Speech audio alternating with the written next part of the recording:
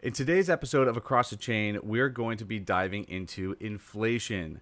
I've been getting questions about it. Your friends are talking about it. It's the conversation at the dinner table. What the hell is happening? I'm lost. You're lost. We're all confused. We don't understand. It's bananas. Is the Fed going to save us? Are we going to curb inflation? Is this even possible? Or do we have to just go to a crash? Not going to put that type of energy out there. But this is definitely a topic of conversation. I know it's not typically a crypto conversation, but it very much affects crypto prices, and it is the topic of conversation that I have been hearing both on chain and off chain, and that's what Across the Chain is for, to bring you that type of news on chain and off chain. So if you're new to this channel and you want to receive crypto information, please like, subscribe. Also, check out our Discord. Our Discord is our sphere of influence. This is where our community gets together and we have these types of conversations. So if you want to engage in these types of conversations, that would be crypto or really anything on chain, off chain, and real estate, then check out our Discord. Okay, here's the long and short of it. Getting into inflation. If you don't stay for the whole episode, this is all you need to know. But stay for the whole episode. Stop spending money. What? Stop spending money. That's it. That's what the Fed's going to tell you. That's what the strategy is for curbing inflation. And they're not wrong. I think mostly everything that the Fed works on it, and in macroeconomics and microeconomics, most of it is theoretical. We do have a lot of information from the past, which we'll kind of go over, like what happened in the 80s, that will guide us to what the Fed should be doing or shouldn't be doing. For right now, I am trusting Jerome Powell. He's the chairman of the Fed, but this is a question. These are a series of questions that I have been getting, so I thought it would be appropriate for us to address them. So inflation has lifted the cost of just about everything overall, 8.6% in this past year, and it leaves a lot of people wondering, what the hell is happening? So let's start at the very tippy top. What is the Federal Reserve? So the Federal Reserve is the United States central bank. This is the nation's bank. And it's charged or in charge of keeping prices stable and keeping unemployment low. Keeping unemployment low is kind of is a number currently that's misrepresented, and it leaves me wondering, like, what the hell's going on? Unemployment is actually low right now, but it's not the true unemployment numbers, because to be included in that number for unemployment, you have to be looking for a job actively. If you are not actively looking for a job, you're not included in those unemployment numbers. So, and there are a lot of people who aren't looking for jobs, and I don't really understand how they're living, but to each their own. So what, now we know what the Fed is. What is the Fed's strategy? If we're listening to these hours long conversations that the Fed has been having, what seems to be their general strategy? I'm not going to go into the whole thing, because that, we're trying to keep this show under 20 minutes, but their overall strategy is to stabilize inflation. And obviously, because that's what's going on, over time, without, dramatically slowing the economy, but they do actually want to slow the economy, and they do want to force job losses. That was something in this most recent quarter that we heard Jerome Powell talk about, the chairman of the Fed, that we actually do want to see unemployment go up, and that this is where it's kind of a dangerous game, right? So, and we'll go into that. It's like what happened in the 80s. So why does the Fed want to do this? Why do they want to slow the economy, and why do they want to actually see job losses? So forcing job losses and slowing the economy, and one of the main ways they slow the economy is by raising interest rates. So with forcing job losses and raising interest rates, this effectively attempts to achieve the same goal, which is to get people to stop spending money. So the Fed rate hikes are basically forcing banks to do everything possible to stop you, the consumer, for taking out loans. So no loans, no excess spending, Jobs are lost. The consumer price index falls, which is less spending for the entire economy. Demand drops, supply rises, price equalizes. That's the plan. Are we actually going to get there? Are we going to achieve that? We'll see. It's my personal belief that the middle class and upper middle class are kind of the ones making it a little bit more difficult right now, because the middle and upper middle class haven't felt the financial pains as large as definitely the lower income classes. But and these are the two classes that we also saw spending a lot of money in COVID.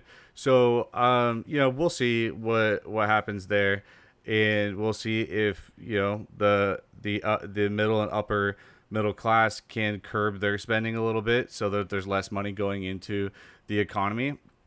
But this is a very delicate balance. Okay, so let's talk about what this rate hike actually means for consumers. So raising the federal funds rate, which is set by the Fed, the chair, the central bank controls, it makes borrowing money more difficult. Okay, so like if I wanted to, so I bought our house for 3%, and my neighbor's selling their house right now. I like my neighbor's house. It's the same value as my house. I actually would want to buy that house if I could. I'm not incentivized to buy that house because I bought my house at 3%. Right now, the rates are at 6%. So if I were to purchase their home, which is the same value as my home, I would end up effectively spending about $1,000 per month more for the same loan, right? So that's why I'm not going to buy their house. And so I'm not incentivized. They're making it harder for me to get what I want. And nor do I need that. Like, I don't need to be taking out a loan for a house that I just sort of like a little bit more than my own. But by doing this, they're discouraging consumers from making those large purchases, like homes, like cars, like expensive toys. And it pulls back the spending on everything. The goal here is to lower demand, right? So you lower demand, you raise supply, then the price will come down and stabilize. Not all, but a couple reasons why this was a perfect storm. This current situation that we're in right now is that during the peak of COVID, the Fed set the interest rates ridiculously low. Like, where it was like you would, if you could and you didn't take out a loan to buy that extra house or to level up on that house, it just like really didn't make sense. So they wanted to incentivize people to purchase money and to buy cars and to buy toys and homes and second homes and whatever, so that they can get money going into the economy, right? Because with COVID, everything shut down. So at the same time, though, the U.S. and nearly every other country in the world was just virtually printing cash. And I don't mean printing virtual cash like crypto. I mean they were printing actual cash and doling it out to everyone, right? Every business, trillions and trillions of dollars. And they were doing it with no path to repay it. They actually provided the path for businesses who accepted all this money to not repay it, to be waived from that repayment. So, this type of behavior that and interest rates being low can lead to hyperinflation, which is something that we're obviously desperately trying to avoid. So the next question I get when talking about rising rates is, does this cause a recession? Because we were talking about getting people to stop spending money and actually raising unemployment. This is where it's a delicate balance. Yeah, of course. I mean, depending on who you talk to, we could already be in a recession, but we want to avoid a deep recession, right? So it's definitely possible when you're pushing rates up to slow the growth. If you do that too fast or too much, and people stop spending too much money and too many people get laid off, this definitely can lead to a pretty hardcore recession. And that's something that we don't, or what we want to avoid. This happened in the 80s, where interest rates for homes, or just interest rates in general from the Fed, went into the double digits. Unemployment went into the double digits, and we sat there for a while, and it wasn't good. yeah, so that's it's definitely a delicate balance, and everybody plays a part, right? So all the Fed can do is set these policies that are theoretical, and just because the policies didn't necessarily work for them in the 80s doesn't mean they won't work now. It depends on consumer behavior. The way that we behave as consumers is very different than the way that they did in the 80s. They didn't have the internet. I mean, technically, internet existed, but they didn't have Amazon and .coms and being able to spend money at a whim and auto drop shipments and all that kind of crap. Like they didn't have all that, right? So this is a different situation than we were in the 80s, but at least we still do have that data to go off of. Okay, the next and last question regarding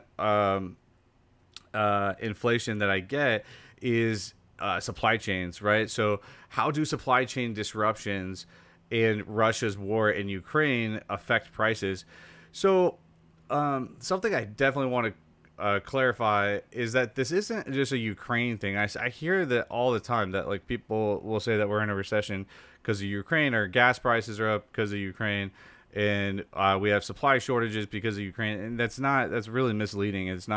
That's not true. I mean, Ukraine definitely, any war is going to play an impact on that, but the supply chain disruptions really started happening, the bulk of them in COVID, right? So with the shortages on material and labor and shipping bottlenecks, these are creating extreme distribution disruptions across global industries, right? So the key reasons why prices soared so quickly was because it always comes back down to supply and demand economics and supply and demand mechanisms, right? So if we have shortages, so we have lower supply, and we have high demand, right? Because there's less people being able to deliver the supply, then you're gonna see prices like dramatically escalate, and that's the key reason why,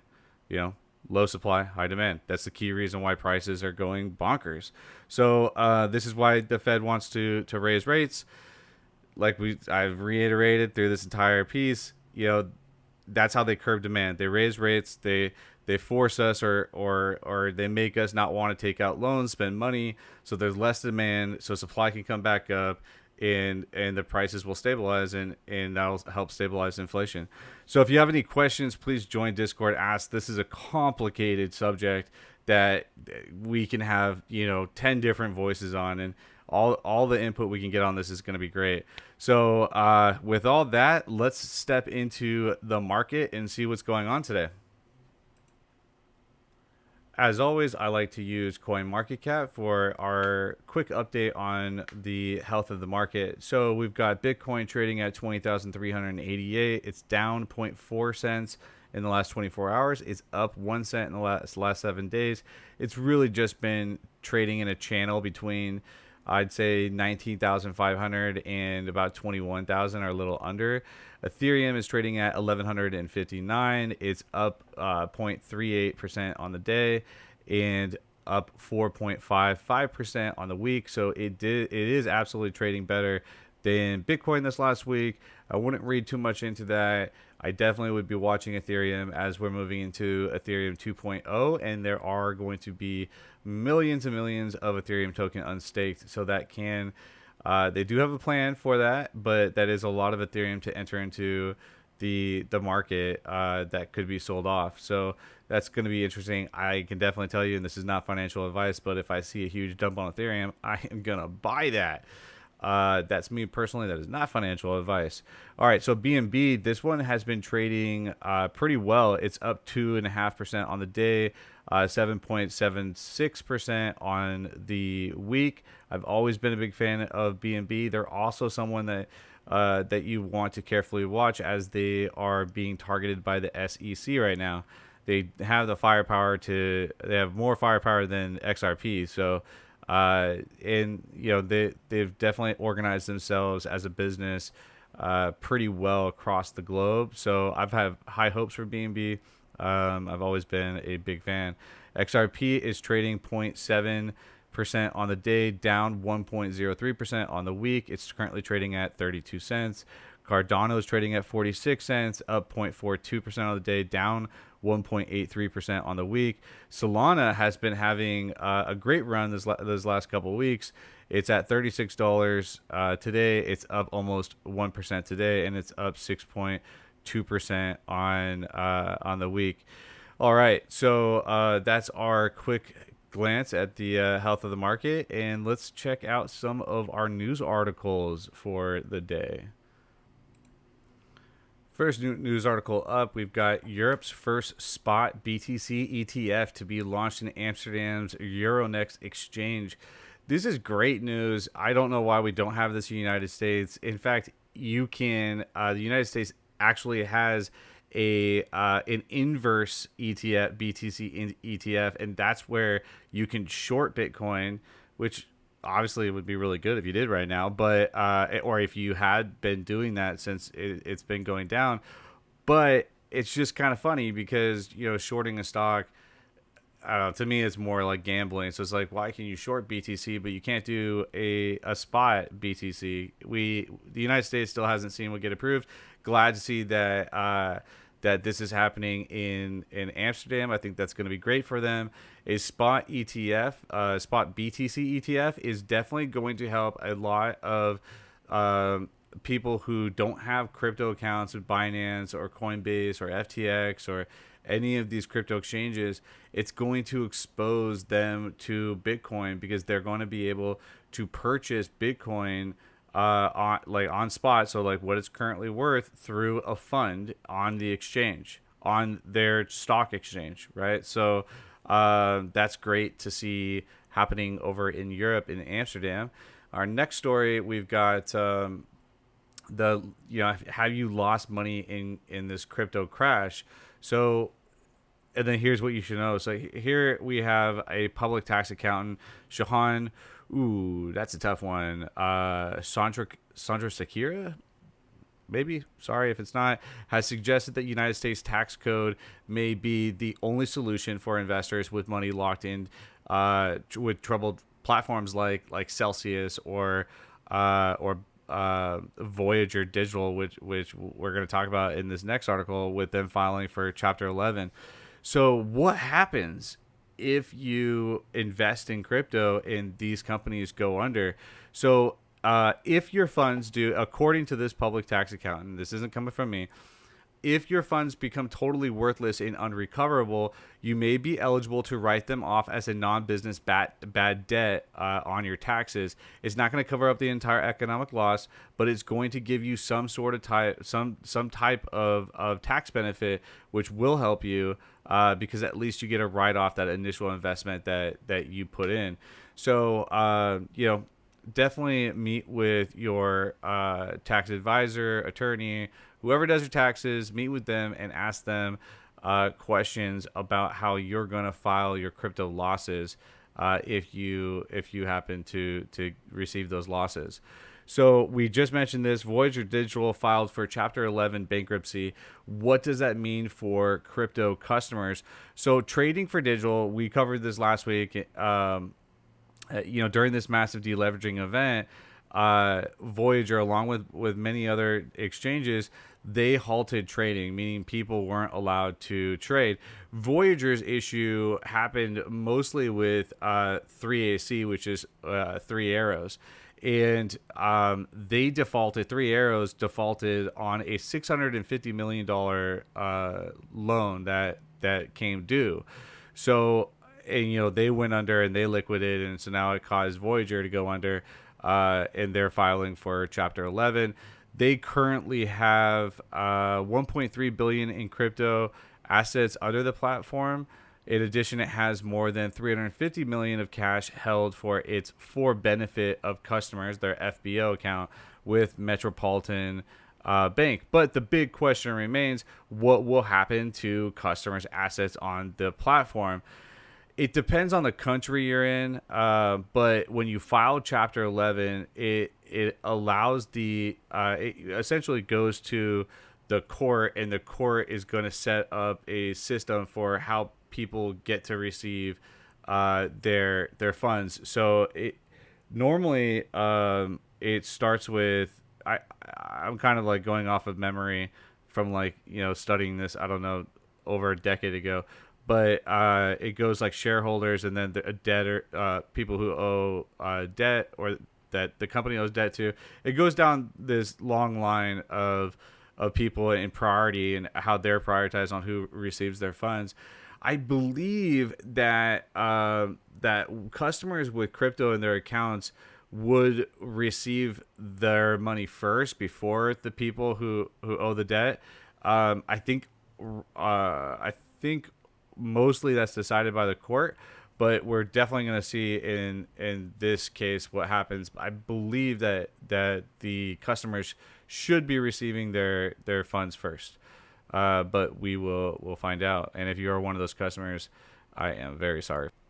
All right, this next article is coming from News BTC. Altcoins take the lead as Bitcoin struggles to hold above 20,000. As previously discussed, we have been seeing Bitcoin trading in a channel of about 19,500 and to just under 21,000. So, but what I like about this, and why I wanted to talk about this just for a quick minute, is that this is what we want to see, right? So the whole world talks about Bitcoin and the power of Bitcoin and the adoption of Bitcoin, and really what I think they're talking about is blockchain, and each blockchain has a different token, or coin rather, that operates on that blockchain. And I think the conversation really should be more about the blockchain technology, but it is about Bitcoin. That's where most of the money goes. But as we see altcoins taking the lead, this is where we're seeing more. This is going to bring more stability, right? And what I'm hoping happens is that investors, companies, projects, that we don't back ourselves completely against other cryptos, right? So not just Bitcoin, not just other exchanges. I think for altcoins to really take the lead away from Bitcoin, where if Bitcoin drops massively in price, or even a little bit, it doesn't have a catastrophic impact on everything else.